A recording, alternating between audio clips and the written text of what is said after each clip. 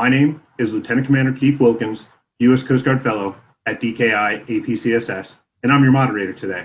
Thank you for joining us. Today's topic is distant water fishing fleets. What, where, how? The Galapagos. We will have presentations followed by a Q&A session. Please use the chat function to share information and ask questions. Ask questions as soon as you have them, as this will aid us during the Q&A session. DKI APCSS has a non-attribution policy. Speakers should not be quoted by name or country without their express permission. This webinar is being recorded. We're honored to have two exceptional speakers. Dr. Evan Ellis is a research professor of Latin American Studies at the U.S. Army War College Strategic Studies Institute, with a focus on the region's relationships with China and other non-Western Hemisphere actors, as well as transnational organized crime in the region. Dr. Ellis has published over 270 works, including 2 recent works on the activities of the Chinese deepwater fishing fleet in Latin America, as well as 3 books on China's engagement in Latin America and 1 book on transnational organized crime.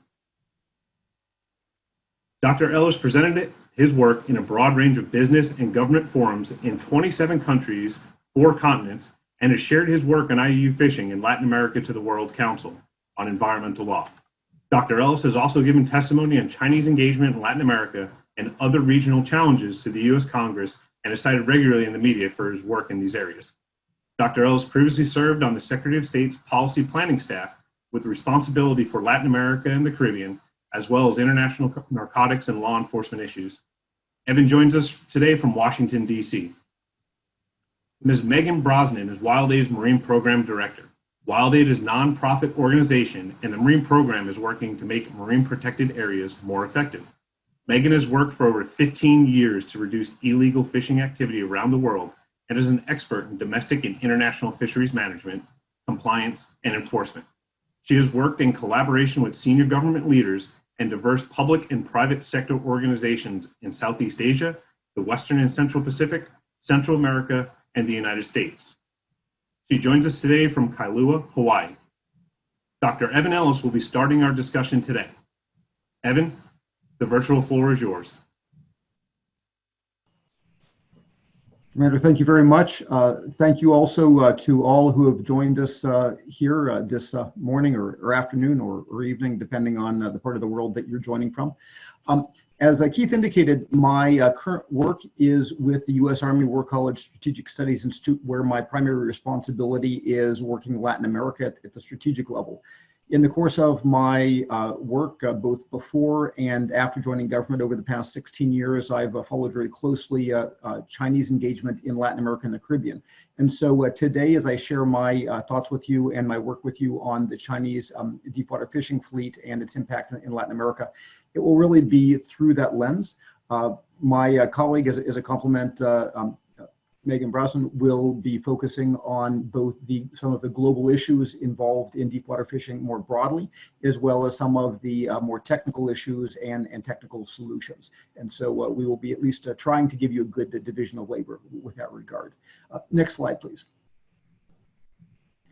So to begin, from a Latin American perspective, it's important to understand that really over the past 10 years or so, we've seen the activities of the Chinese deepwater fishing fleet become an increasing problem. First, only occasionally reported and discussed in places like Argentina and Chile, later with attention through what happened in the Galapagos, as we'll talk about in just a few minutes. But to understand the context, it's important to recognize that the problem goes back farther to the increasing prosperity and the engagement by the People's Republic of China in the international global system. With expanding prosperity and the expanding consumption of animal protein of the Chinese people, you had a substantial increase in demand for fish, among other things. That tended to drive the Chinese deepwater fleet first into a expansion and ever greater activities, oftentimes in unsustainable types of fishing, first with with some of the fisheries that were in Asia closer to China, such as, for example, in Bohai, Zhoushan, the South China Sea coast, and the Gulf of Tonkin. However, as those fisheries were overfished and basically collapsed, the Chinese deepwater fleet, as it expanded, pushed ever farther away. We began to see the problem emerging, especially in Africa, and again, most recently in Latin America. And today, some estimates are that the People's Republic of China consumes approximately 35% of all of the global demand for fish. And depending on what one counts as part of the Chinese fleet, as many as 17,000 vessels. And so one of the reasons why the Chinese dimension of these activities are so important is, frankly, the activities and size of the Chinese fleet dwarfs the fleets registered by virtually every other country in the world right now. And again, what we're talking about really is a range of different behaviors in Latin America and elsewhere. Overfishing, catching protected species, especially the use of trawl and sea nets and other types of nets that basically are practices that make the activities unsustainable. And among others, the entries into exclusive economic zones of Latin American in other nations. Next slide, please. So as we look at Latin America, there are a number of different reasons why this has become a problem for the region. To begin with, this is not just an ecological issue. This is not just a problem of the commons, although those are certainly very significant considerations. From the perspective of individual Latin American states, as also applies to, I'm sure, individual states in Asia and elsewhere, when you have overfishing and you have a fall off in the populations of fish, especially those fish which have sustained the livelihoods of local fishing communities.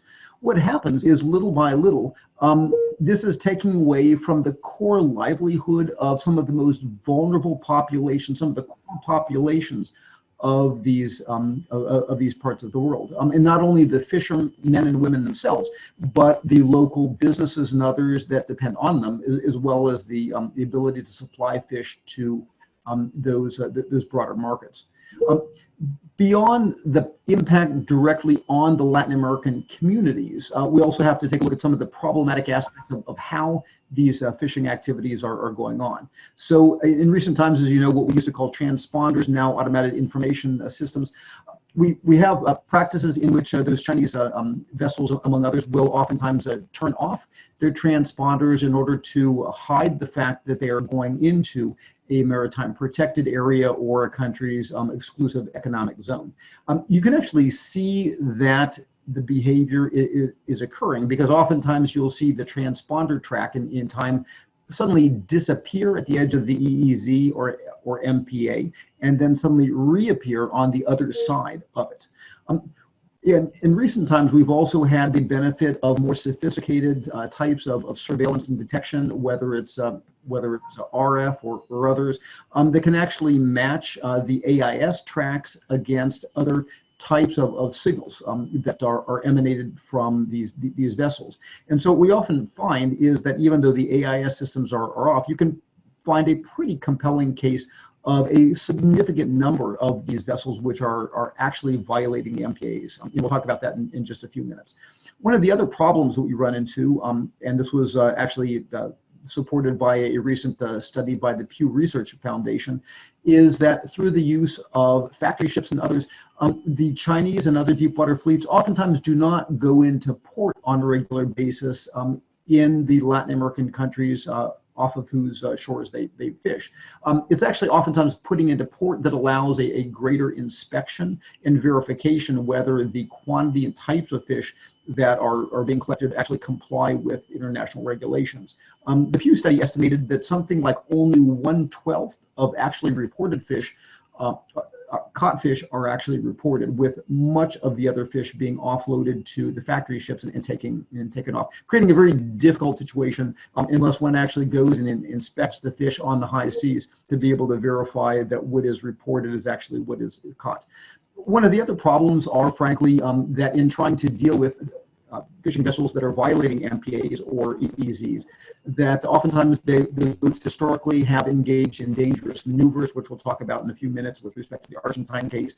And so it's not just economic damage, but actually putting the Coast Guard vessels and other commercial vessels in harm's way as they attempt not to be caught engaging in illegal fishing activities. Next slide, please.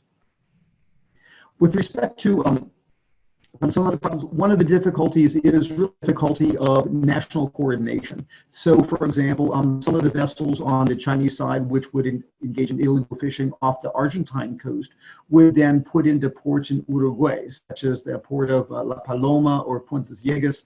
Indeed, there's even talk about building, Montevideo or La Paloma, and talk about even building a major new port, Puentes Llegas. And given some of the political differences in recent years between Argentina and Uruguay, they're basically the coordination between authorities so that those vessels which are violating the Argentine EEZs then would be able to essentially get away without being caught to account when they would put into Uruguay. Some of the other problems involve the inadequacy of national assets, especially in countries like Argentina's whose navies have suffered from consistent underfunding in recent years.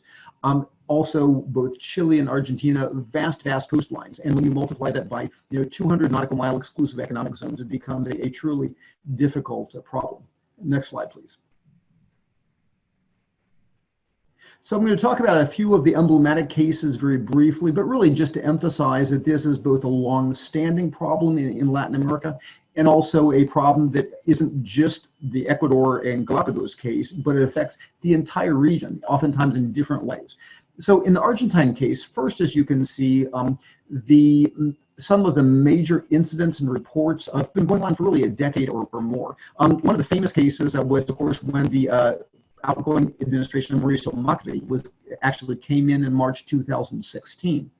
With respect, of course, to the boat, the Lu Yan Wan Yu, that boat, which was actually sunk as it engaged in relatively dangerous maneuvers to try to escape from the Argentine Coast Guard vessel. The incident itself was something that had been going on, something that the Argentine Coast Guard had been very, very frustrated with for a number of years. And ironically, it was only the sinking during the dangerous maneuvers that helped to call attention to the problem. Another interesting incident in Argentina, just to mention, was in January 2020 with the Hua Li 19. Oftentimes what happens is that there will be illegal fishing that occurs in Chile, off of the Chilean EEZ or in the Chilean EEZ, and then crossing through the Straits of Magellan and then continued fishing in Argentine EEZ.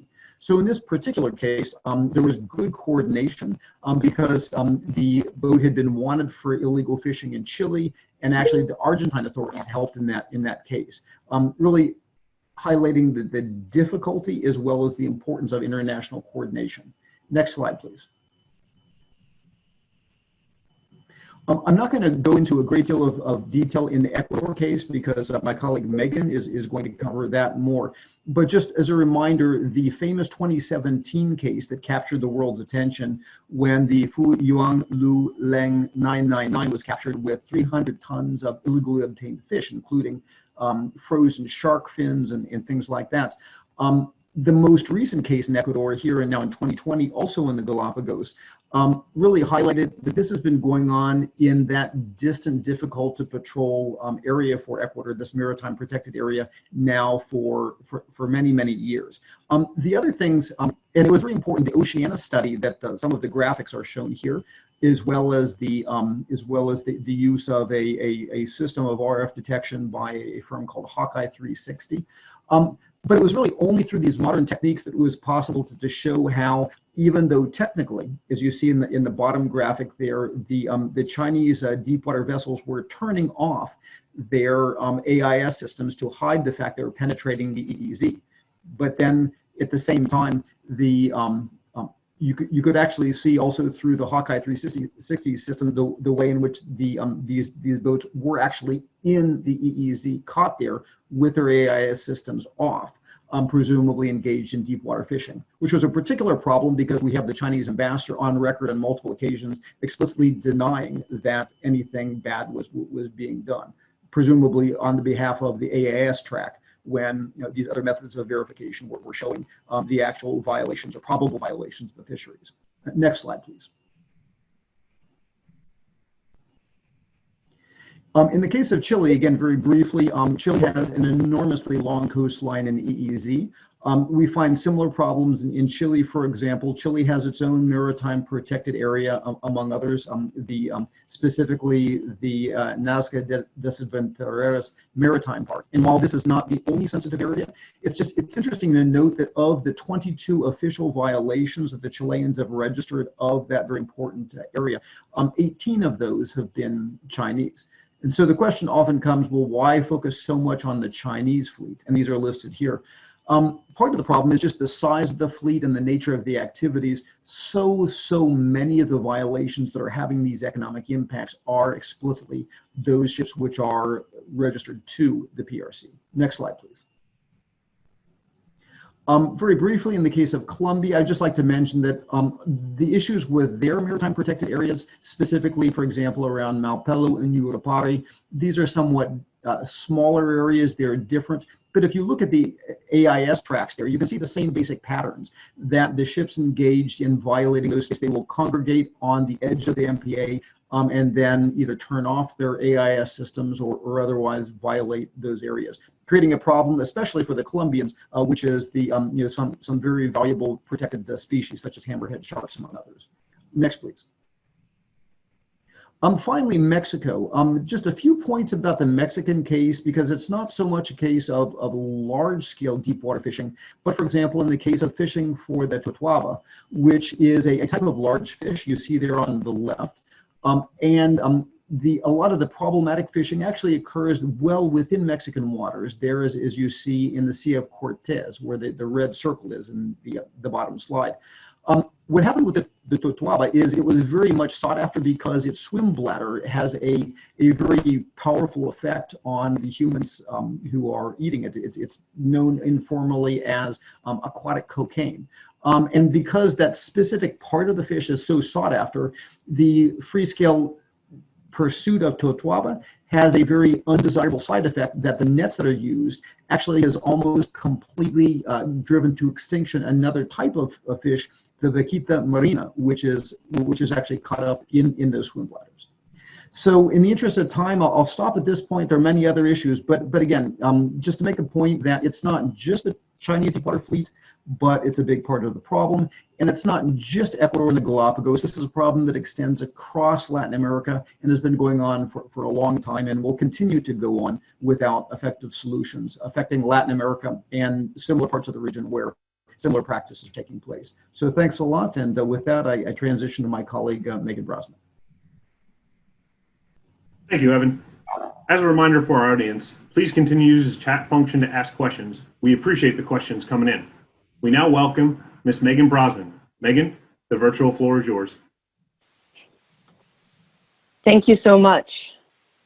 So as Dr. Ellis established, there is a global challenge of illegal fishing, and the same vessels, the same fleet is threatening multiple countries, multiple marine protected areas. So as a next step with that, you can't address this one by one. The only way to address this challenge is to create a global network of effective enforcement systems. So today I'm going to break down what that might look like for you all, and also a little more of why as security professionals you might care about fish. Because I really do think that if we all partner, intergovernmental, non-governmental organizations, there is a real possibility that you can make positive momentum in protecting these resources and ensuring their sustainability. Now, next slide. For those of you who are fish nerds like me, I apologize. You can loop back in about 2 minutes after I do a little 101. Marine protected areas, exclusive economic zones, MPAs, EEZs. Okay, the basics of all this is that they are areas that are under national jurisdiction, where those countries have an obligation to sustainably manage these resources. Next slide. And if you do that, impact can be really impressive. In locations where you might not have a sustainable fishery, where there might be too many fish caught, more fish being caught than are being reproducing. If you shift that around, and within a few years, you can see a quadrupling of fish populations. Next slide.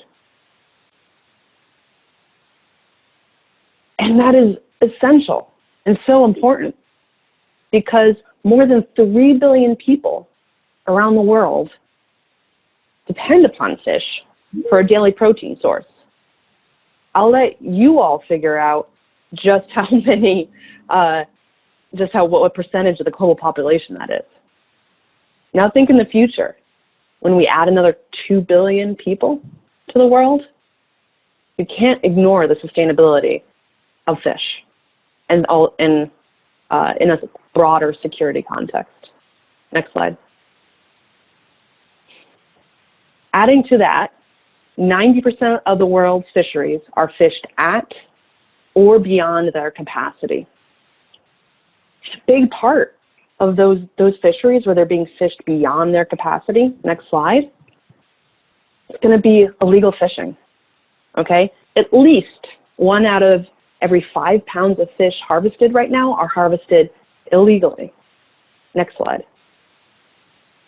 60% of those marine protected areas that I mentioned don't have effective enforcement systems. So if you care about security, you care about fish, you care about fisheries enforcement. Next slide. Fish nerds, you can come back now. Okay, so when I talk about effective enforcement, what does that mean? What does that actually look like? It has 5 components. I don't care where you are in the world. When you're dealing with domestic waters, this is what you need. Surveillance and enforcement. You need to be able to find and catch the illegal fishers. Policies and consequences. There has to be meaningful consequences for illegal activity. The community, those artisanal fishers, the regulated community that are feeding their families and their communities legally, that Dr. Ellis mentioned, they need to be your partners in this.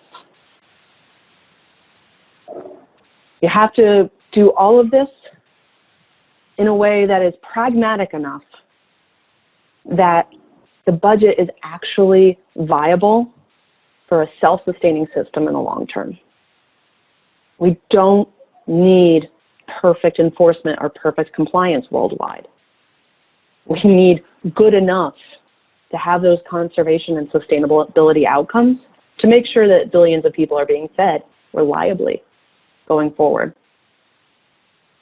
And finally, you need training and mentorship. And I'm not just talking about one-off trainings, although those are essential. I'm talking there has to be a training system supporting the world's enforcement systems. And there has to be mentorship and guidance.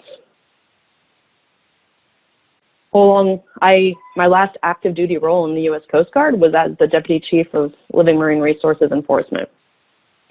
Ensign Mercer, there's a few people on this call who can attest to this, needed a whole lot of mentorship from the Chief Smith, a whole lot of training to get to the point where I was able to fill that role.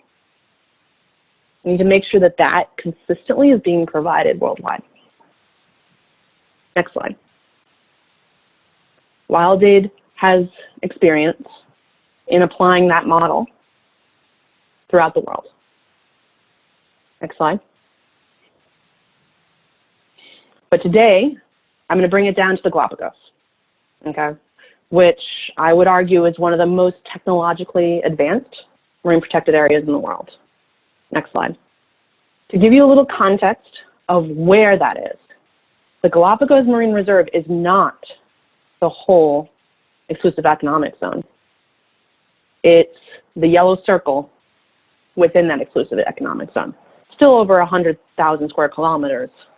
It's a substantial area, but when I'm talking about these cases and about the enforcement system that is now in place, that is the zone that I'm talking about.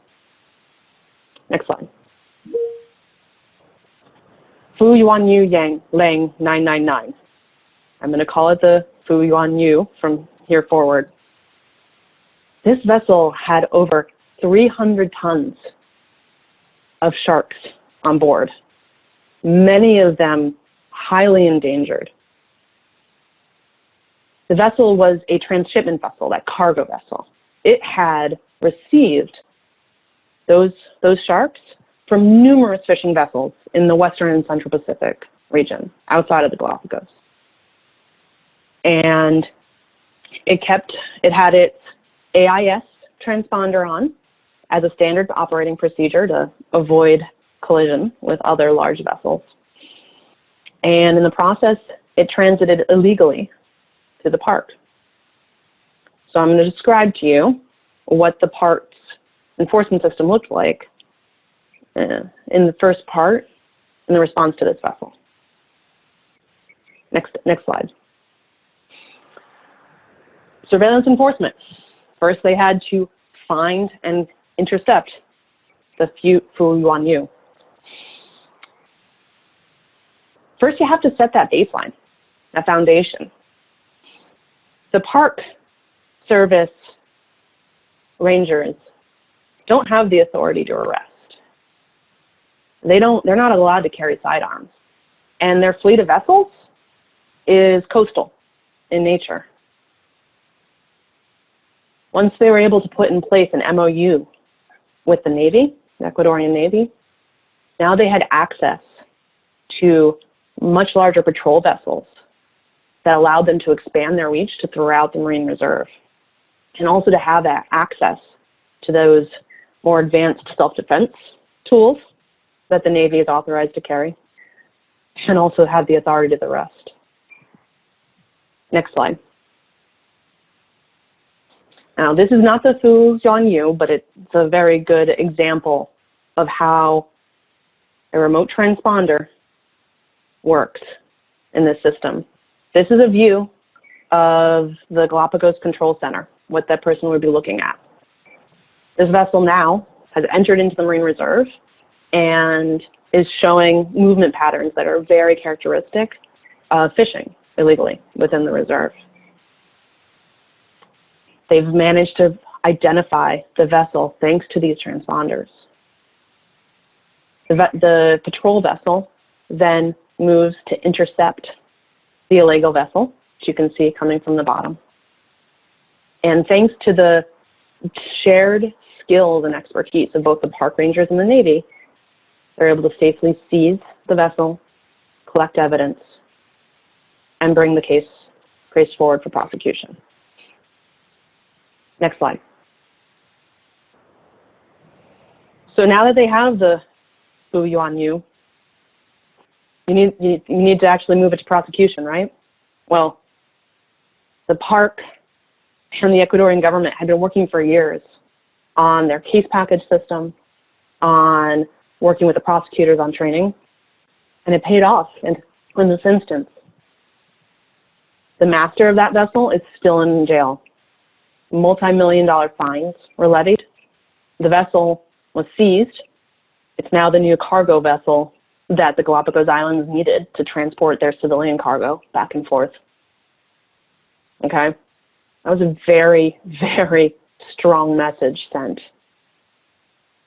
to any of the larger commercial distant water fleet that might be considering and using the Galapagos or disregarding their laws. Bringing it down to a baseline again, though, you have to have those laws in place. In Ecuador and the Galapagos is unique as far as I know, in that it requires all vessels operating within Ecuadorian waters, and especially within the Galapagos, to have either an AIS transponder active or a VMS transponder active. Now, as I'm sure you might have some questions on or we'll go into later, that is not the silver bullet on fisheries enforcement, but it brings you a degree of transparency where if you, as an enforcement officer, are approaching a fishing fleet Which one are you going to board? The one that doesn't have your transponder on, right? That's the kind of legal framework. That's the kind of transparency that has to start there. Now let's imagine a whole Eastern Tropical Pacific, Latin America region where that is the standard. It's a lot harder to hide. Next slide. And finally, just going to circle back around to that consistent funding. This is not by any means all of the Galapagos fleet, but this is what the types of vessels that the majority of the Galapagos fleet has. They're coastal vessels, strategically located and forward located in different bases. If the park was trying to maintain major oceanic vessels consistently, it would not have a balanced budget. As it stands now, the vast majority of the park's budget is self-financed, vast majority. And that's hundreds, that's over 100 rangers. Next slide. Another example of that kind of cost savings is using these kind of monitoring systems that bring more transparency, make their job simpler. Think about how much it costs, like a vessel monitoring system, an AIS system, setting up a control center. That's a pretty significant upfront cost. But compare that to a vessel over the long run. That's the way you need to be thinking when you're designing these types of setups. Next slide, please. So the last component we need to be thinking about is the training and mentorship. So the Park Service now has training systems in place, both internal to Ecuador and also regional partners that provide them the training they need. And that's not enough. Highly endangered scalloped hammerhead sharks have this pesky habit of not respecting borders, right? You can't just protect Galapagos. You have to protect Galapagos. You have to protect Cocos. You have to protect Malpelo, the whole region. So as the Galapagos Park built their expertise, they began to naturally shift their focus more and more outward, or offer up their expertise more and more outward. So this slide is the Rapa Nui delegation from Chile, Rapa Nui, Easter Island, it's also known as. Just hosting their colleagues and sharing their experiences, the good, the bad, the ugly. We've got a lot of ugly. We've got a lot of hard lessons that have been learned over the years. They've done that in addition, next slide, in Chile. Patagonia Fisheries Authority requested their advice. The beauty of COVID world, everybody knows how to use Zoom and is very comfortable with it now. That has to be the future. Those kind of complete enforcement systems that are networked, and they don't always have to be networked formally. It can be very organic. And in many ways, that can be more stable and a lot faster. Next slide. So I'm going to leave you with this picture, but this picture is actually in some ways a good news story. Okay. 20 years ago, when WildAid first started supporting the park, there were tens of thousands of shark fins being found in a single seizure from within the park, right? Those islands smack in the middle. Now, when that fleet comes, they're stacking up, vast majority, on the outside of not only the Marine Reserve, the Galapagos Marine Reserve, but of the Ecuadorian Exclusive Economic Zone, with only a handful of vessels daring to enter those waters. Now imagine bringing that throughout the region and building a network. And that's where both NGOs and governments working together can make that happen. I'm really looking forward to your questions. Thank you. Thank you, Meaghan. Meaghan and Evan, thank you for your outstanding presentations. At this time, if the audience has any questions for our speakers, please continue to type your questions into the chat box. We've gotten quite a few good ones already. While we're waiting for your questions to come in, could our audience please take a few moments to answer the 2 polling questions? Your feedback is important to us and appreciated. It also assists us in improving our events.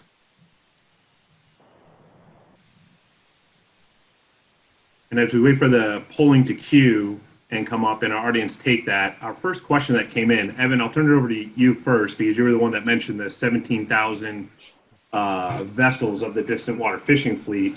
Are they all actively fishing, or what type of numbers, guidance could you give for how many are fishing? Evan, I'll give that to you first, and then Meaghan, turn it over to you. Sure, no, absolutely. And to be frank, I do not have the breakdown available, and you have a number of smaller vessels and things like that. And so when you actually look at that, there's a clear difference in terms of just how large the Chinese deep water fleet is and what should be counted as the deep water fleet. And so sometimes you'll see people refer to 3,000 vessels, and sometimes you'll see 17,000. You say, well, what's the difference here? And in part, the difference is just what do you count and who's doing the counting. But obviously, not all of those 17,000 are in Latin America and are fishing at any given period of time. As you know, there are seasons and places that the fleets go. So, especially compared to the United States and others, it's still a massive number of ships and a massive number, on the water in the EEZs in a particular period of time. And I'm sure Meaghan will talk to this, but for example, you talk about the Galapagos. There are certain times because of the season, because of water temperatures and things like that, when it's particularly attractive to be in that particular area near the Galapagos Maritime Protected Area. And so that's when you find. So for example, in the Galapagos case, this time around, I think it was between 240 and 350 ships, of which the vast majority were Chinese that you saw outside of that area. In the 2017 incident that Meaghan referred to, I think again there was something like about 300 ships in the area at that time. So it's hard to put a number across the board at any given time, but there's a lot, and the vast majority of that lot are Chinese. Yeah, and I'm afraid I actually don't know. I don't have any more information beyond what Dr. Ellis has on that question, but it's a good one. Thank you both. And Meaghan, I think this one probably best to start with you, and then Evan, if you have any comments. And my thoughts in regards to this question is that it all comes down to partnerships, but I'll be interested to your guys' thoughts. Among all problems, what are effective solutions to stop the massive degradation of the sea? Yes, that is my answer. I think it's twofold. Unfortunately, there's no single thing, right? There's no silver bullet, but it's always looking at those enforcement systems from a holistic standpoint, right? That wheel that I showed you. If you're having challenges with illegal fishing, then I will bet you that one of those components or more is exceptionally weak, and that is what is allowing that activity to happen. And then when you're talking about it from that global perspective, yes, partnerships, and that is internally, like what I talked about within Ecuador, the Navy partnering with the park, and that's internationally, both in those informal partnerships. I saw some in the chat, Captain Tasato, nice to see you. Yes, absolutely. RFMOs and on the high seas are another avenue where that is also another example of the partnership. So layers upon layers upon layers need to happen. The nice thing I can go into more details if there's. Sorry, go ahead. No, thanks, Meaghan. The nice thing about getting to speak second is you have time to collect your thoughts. So first of all, I totally agree with everything that Meaghan just said. I mean, when you look at some of the existing solutions, certainly better coordination in terms of the availability of sensing systems and coordination between sensing and platforms that do intercept and things like that. Certainly in new technologies such as UAVs offer at least partial solutions in these spaces, but also making sure that we talked about, Meaghan made the reference to the teaming of the Ecuadorian Navy and those who have the responsibility for local patrols. Oftentimes, it's a matter of making sure that you have the right people with the right authority to do the inspections and the boarding and actually make arrests, or whatever is the appropriate. And frankly, also, as Meaghan mentioned in her presentation, I thoroughly agree. Basically, more obligatory use of the MS or AIS systems or other things, and narrowing down the window of when it's considered permissible to have your AIS system shut off, because as you close that space, it makes it a lot easier to maintain the legal case that a violation has actually occurred. I think international coordination, as Meaghan suggested, is also absolutely vital. I mentioned the Chile-Argentine case, but just basically making sure that when the deepwater vessels do put into ports, in the case of Uruguay, that if you have reasonable suspicion that it has engaged in violating an EEZ or an MPA, that when that known ship enters that port, that there is cross-national jurisdiction to take action once it enters that port. And sometimes also coordination beyond just that, but also in terms of sharing of law enforcement information, sharing intelligence about fleet movements and things like that. But beyond those tactical type of issues, also the negotiating of non-fisheries treaties. So, for example, it's absolutely astounding that it's such a well-known fact in the Western Hemisphere, these violations, whether it's by Ecuador. You frankly have a very outstanding Ecuadorian Minister of Defense, Osvaldo Harín, who really has made a difference, I think, in some of these current cases. But time and time again, you have these known violations of fisheries and MPAs, and yet those same countries negotiate agreements with Chinese companies that don't put any requirement to respect EEZs or respect fisheries or other things. To me, the tying of giving China market access or giving China access to resources or other FTA type of things that are being signed, basically making legal provisions. And it's not just about causing the Chinese to stop doing something that they wouldn't already do. But once you have legal authorities and treaty authorities, it makes it easier to take action, especially with one's national fleet. And the last one, and again, here's where when one listens to the what for me are very difficult to defend statements by Chinese wolf warrior ambassadors about our fleet's not doing anything bad. We have no knowledge of any violations. And then you look at the RF tracks and things like that.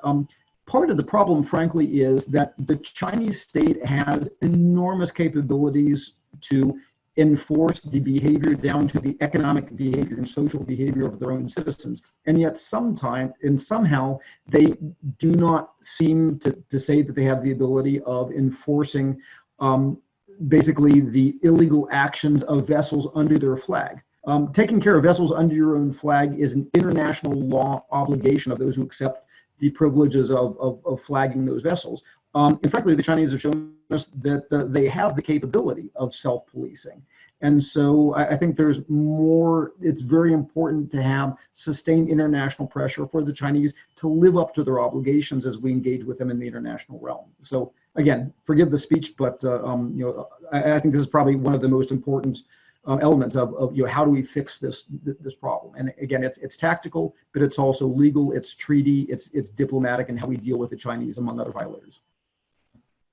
Evan and Meaghan, thank you so much. And I'm going to keep going on the partnerships that you both have just talked about, because we have a couple of the questions there of just how critical and key partnerships are. So I'm going to combine two questions, but one is how we propose we address collaborative enforcement.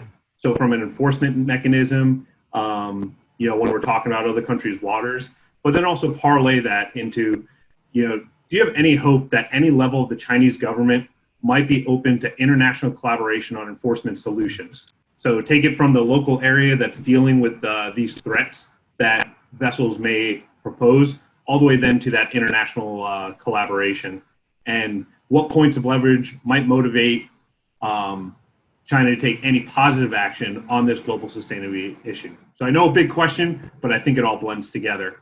And Meaghan, I'm going to start with you again. I know Evan really likes that, following you up to give him some time to collaborate his thoughts. And just so you guys know, we are at about the 15-minute mark, looking to keep on. But Meaghan, I turn it over to you. Thanks. So how do you make collaborative enforcement work? So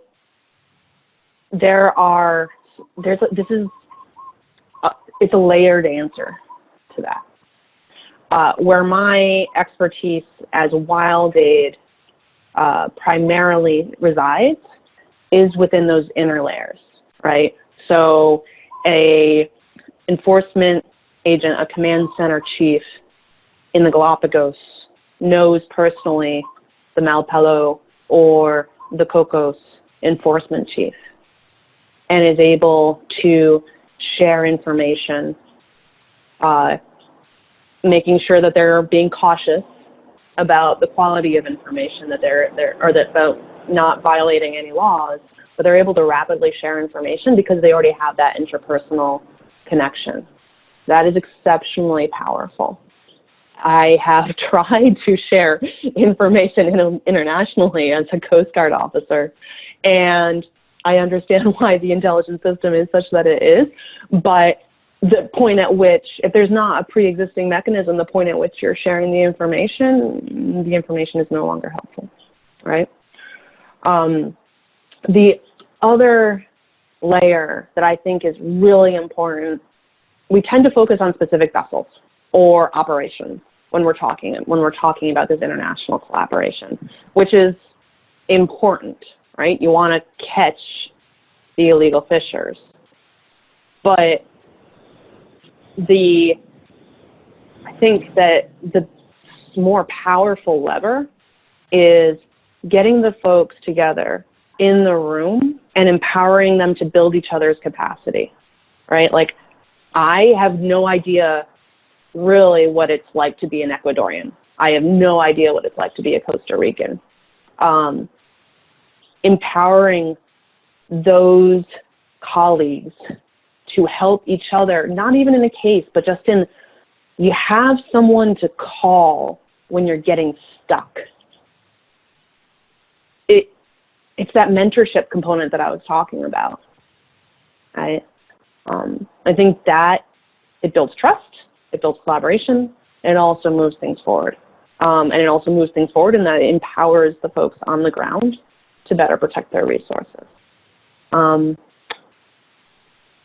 And then going layered out of that, you have the joint operations that are so important. You have information sharing mechanisms through regional fishery management organizations, which are so important. There's multiple you need to get at every single level, but I think it's essential, and there's a lot of room there.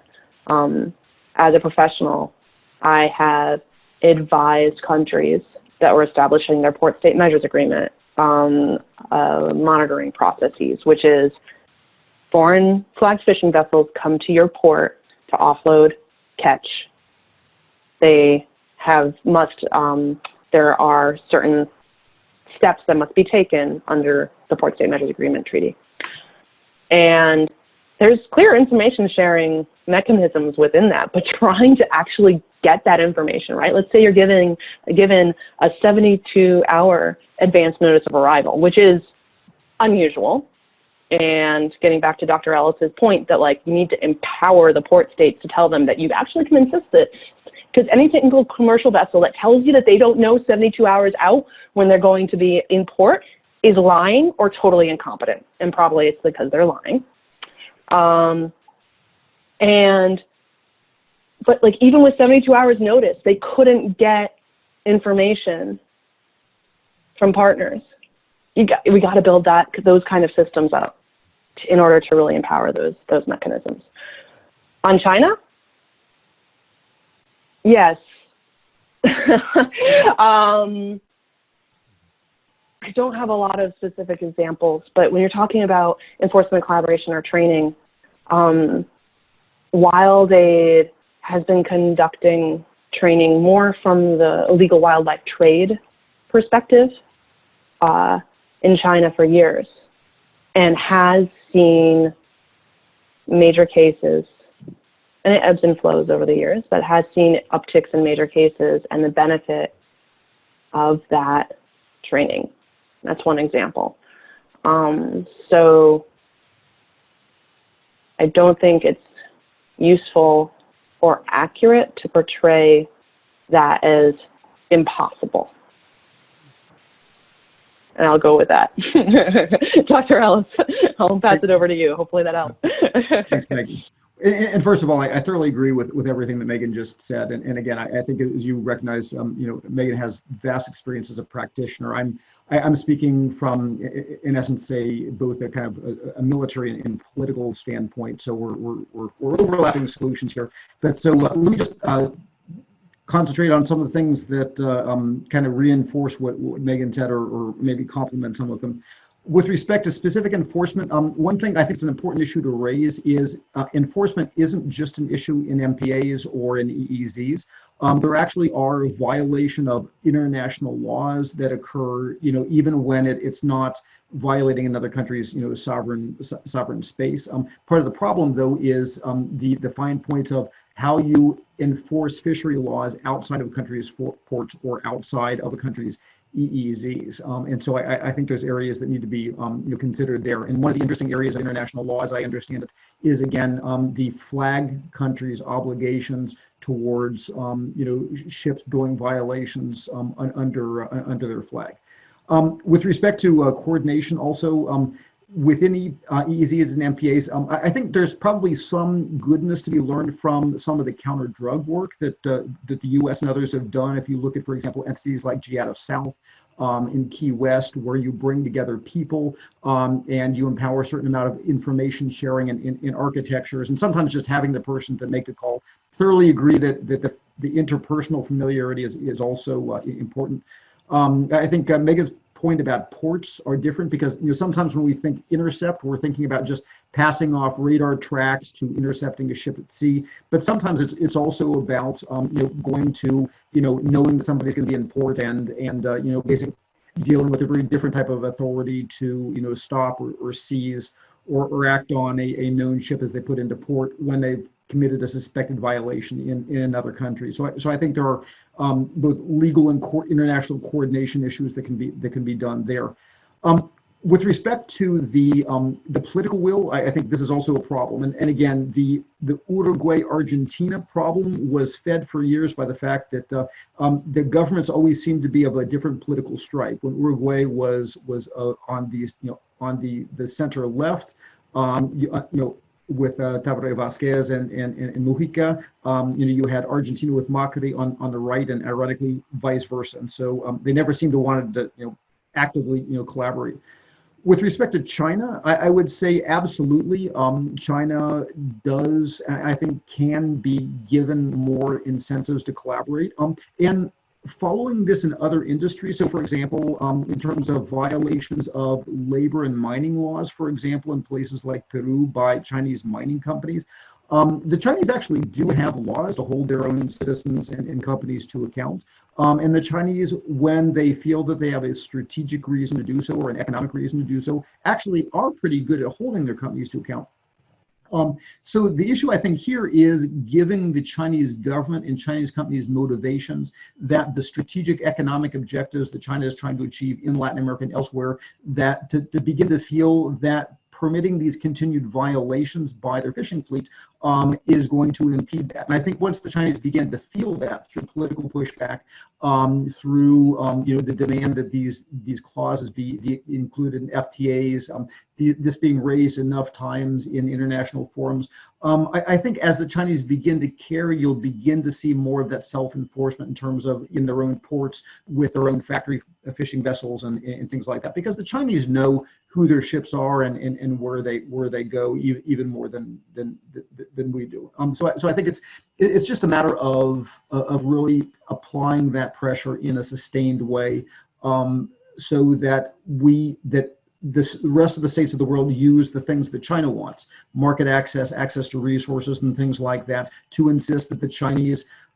ensure that their own actors live up to their obligations as flag states and under the rules of law. So I think the Chinese can be made to play a much more helpful role in this than they are currently. Great, thank you both. So we're at about our 5-minute warning that we have, so I'm hoping to get 2 more questions in. One about regional fishery management organizations and the other about just various enforcement options. And Evan, I'll ask that we start on this to start from a more diplomatic side, and then Meaghan, maybe more local for you. Well, what methods, when it comes to enforcement, have more or less impact, and what's the most effective? And again, I'm going to talk in just general terms. I mean, I think you have 3 types of enforcement. I mean, the one that immediately leaps to mind where, you have a violation of an MPA or a violation of the EEZ, and you have, so to speak, the hot pursuit, the seizing the cargo, et cetera, et cetera. And I mean, you have the famous cases. I mean, the one with the Ecuadorian sub Juan Felica that Meaghan refers to with the 2017 case. You have some of the more recent cases. You have some of the ones with the Argentine Coast Guard that I talked about. But in practice, those are probably the exception. Then you have we see what you did. And then we have to basically wait until you get into port, an Uruguayan port or otherwise, to prosecute action against you. And again, it's a matter of second party state making that seizure or acting against the ship while it's in port. Again, I think that often relies on international coordination. I think more can be done there. And I think there's a third category that we don't talk about as much, but I alluded to it, and that is essentially sanctions by the flag state against ships that are wreaking international mayhem and engaging in unlawful behavior while they are out doing things under that, in this case, Chinese flag. And to speak frankly, to the best of my knowledge, there's almost zero known enforcement of the Chinese, by the Chinese, of deep water vessels that are, doing things off of the African coast, doing things, in Asian states, doing things, otherwise. And so I think, to me, that and the achievement of that enforcement by the Chinese is probably where some of the greatest opportunities for growth and really making a difference are. Because I suspect strongly that once the Chinese start clamping down on their own factory vessels and others, that's really when you'll begin to see the Chinese vessels start to operate with the same amount of restraint as Western flagged vessels that are under more serious constraints by Western flagged nations.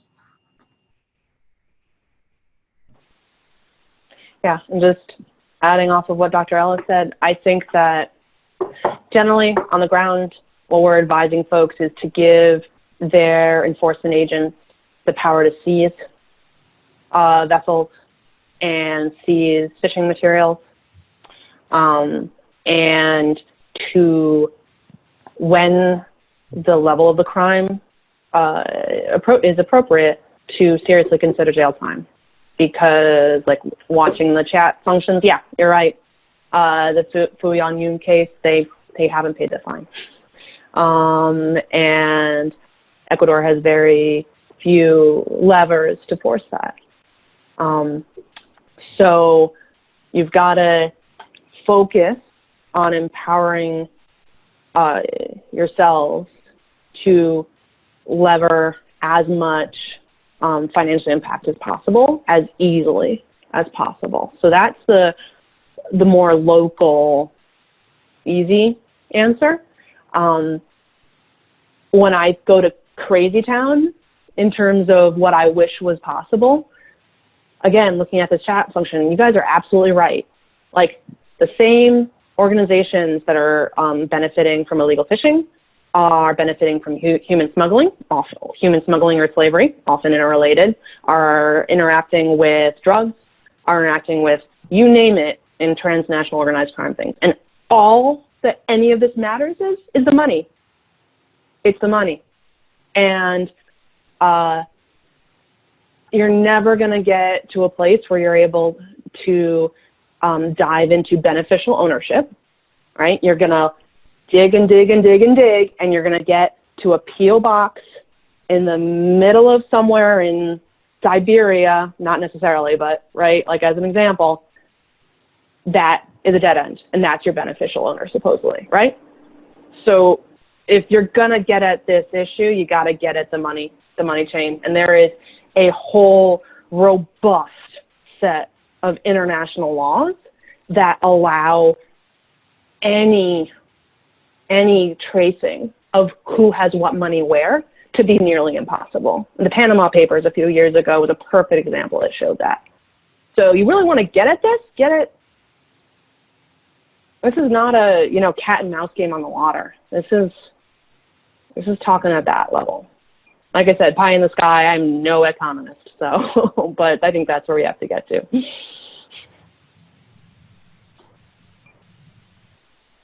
Evan and Meaghan, thank you so much. I'd like to thank our guest speakers, Ms. Meaghan Brosnan and Dr. Evan Ellis, for their very informative session on distant water fishing fleets. We really appreciate you taking your time out of your busy schedule to join us from Hawaii and Washington, D.C. To our audience joining us today from all over, thank you for your participation today. If you have any questions or ideas for future engagements, please contact APCSS at the email address on the slide. Mahalo and aloha.